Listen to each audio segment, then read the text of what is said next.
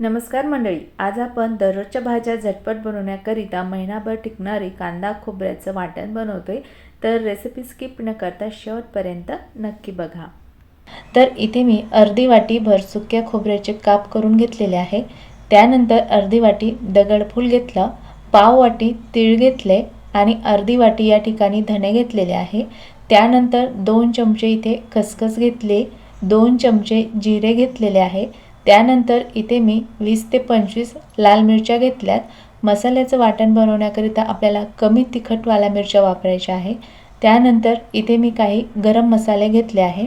2 तेजपान घेतले, 1 जावित्रीचा तुकडा, 5 ते 6 लवंग, 3 ते 4 दालचिनीचे तुकडे, त्यानंतर 3 ते 4 मी त्रिफळा घेतला, 5 ते 6 मिरी, 2 मसाला विलायची आणि 2 स्टारफूल घेतलेले आहे।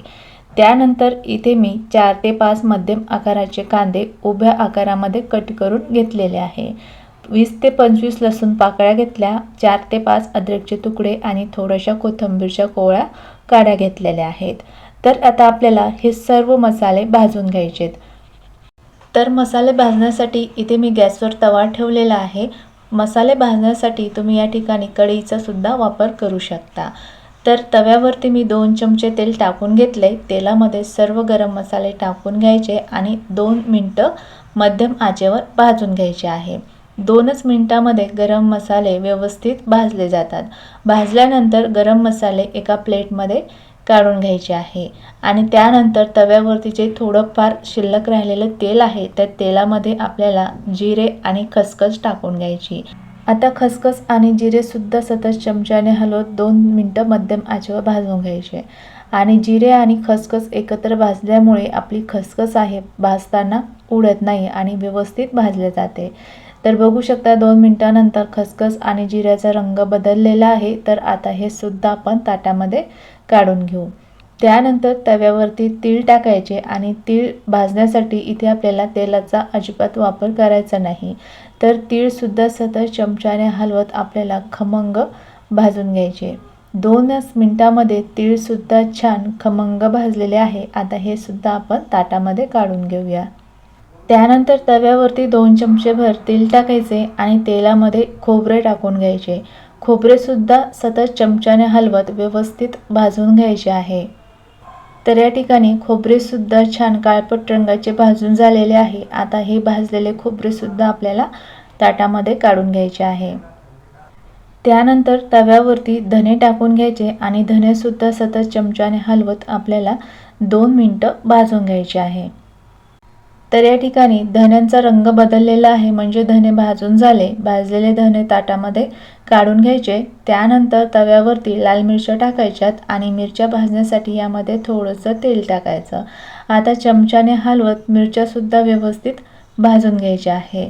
तर या ठिकाणी बघू शकता मिरच्या सुद्धा भाजून झाल्या आहे। भाजलेल्या मिरच्या ताटामध्ये काढून घ्यायच्या। त्यानंतर तव्यावरती दगडफूल टाकून घ्यायचं। दगडफूल भाजण्यासाठी यामध्ये थोडंसं तेल टाकायचं आणि सतत चमच्याने हलवत दगडफूल व्यवस्थित भाजून घ्यायचे आणि भाजल्यानंतर दगडफूल ताटामध्ये काढून घ्यायचं आहे।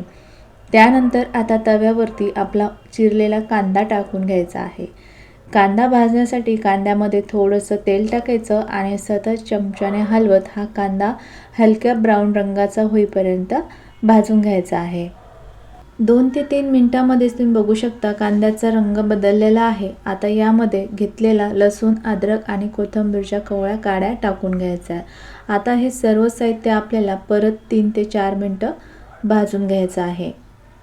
4 मिनिटांनंतर तुम्ही बघू शकाल की कांदा आता व्यवस्थित भाजलेला आहे। तर या ठिकाणी गॅस बंद करायचा आणि भाजलेला कांदा, लसूण, अद्रक, कोथिंबीर आपल्याला ताटामध्ये सेपरेटली काढून घ्यायचेत। तर बघू शकता सगळे मसाले एका साईडला आणि कांदा एका साईडला ठेवलेला आहे।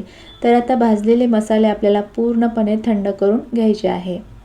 मसाले पूर्णपणे थंड झाल्यानंतर भाजलेला कांदा, लसूण, अद्रक आणि कोथिंबीरच्या काड्या सोडून बाकीचे सगळे कोरडे मसाले आहेत ते आपल्याला मिक्सरच्या भांड्यामध्ये टाकून घ्यायचे आणि ग्राइंड करून घ्यायचे आहे। तर या ठिकाणी मसाले मी ग्राइंड करून घेतलेले आहेत। ग्राइंड केल्यानंतर बघू शकता आपले कोरडे मसाले व्यवस्थित ग्राइंड झाले आहे।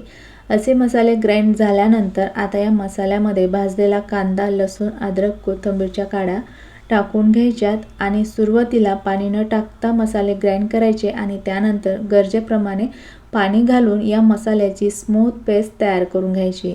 तर बघू शकता या ठिकाणी मसाल्याची एकदम स्मूथ पेस्ट करून घेतलेली आहे।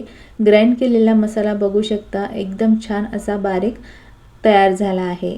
आता ग्राइंड केलेला हा मसाला आपल्याला तेलामध्ये परतून घ्यायचा आहे।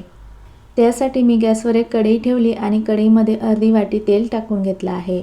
आता या तेलामध्ये ग्राइंड केलेली सगळी मसाल्याची पेस्ट टाकून घ्यायची।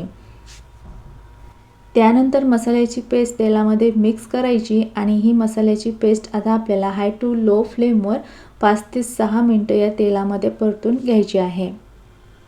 तर या ठिकाणी मसाल्याचं वाटण मी 5 ते 6 मिनिटं हाय टू लो फ्लेमवर परतून घेतले आणि बघू शकता आता हे मसाल्याचं वाटण थोडंसं तेल सोडायला लागलेलं आहे। तर हे मसाल्याचं वाटण टिकून ठेवण्यासाठी आपल्याला या मसाल्याच्या वाटणामध्ये अर्धा चमचा हळद आणि 1 चमचा मीठ टाकून घ्यायचं आहे। हळद आणि मिठामुळे हे मसाल्याचं वाटण खराब होत नाही आणि महिनाभर टिकतं। आता या मसाल्याच्या वाटणामध्ये हळद आणि मीठ मिक्स करून घ्यायचे आणि परत हे वाटण आपल्याला 3 ते 4 मिनिटं परतून घ्यायचे। 4 मिनिटांनंतर तुम्ही बघू शकता साईडने या वाटणाने तेल सोडलेलं आहे। असं तेल वाटणाने सोडलं की समजून जायचं की आता हे वाटण आपलं तयार झालं आहे। तर गॅस बंद करायचा आणि तयार झालेलं वाटण पूर्णपणे थंड करून घ्यायचं आहे। तर वाटण थंड झाल्यानंतर मी एका डब्यामध्ये काढून घेतलंय। दररोजच्या रस्सा व सुक्या भाज्या झटपट होण्याकरिता महिनाभर टिकणारं मसाल्याचं वाटण तयार झालेलं आहे। बघू शकता वाटणाला रंग खूप छान आलेला आहे आणि या वाटणापासून तुम्ही कुठल्याही व्हेज नॉनव्हेज भाज्या झटपट बनवू शकता आणि भाज्या खूप चविष्ट बनतात। तर माझ्या पद्धतीने असं मसाल्याचं वाटण नक्की बनवा आणि रेसिपी कशी वाटली कमेंटमध्ये नक्की सांगा।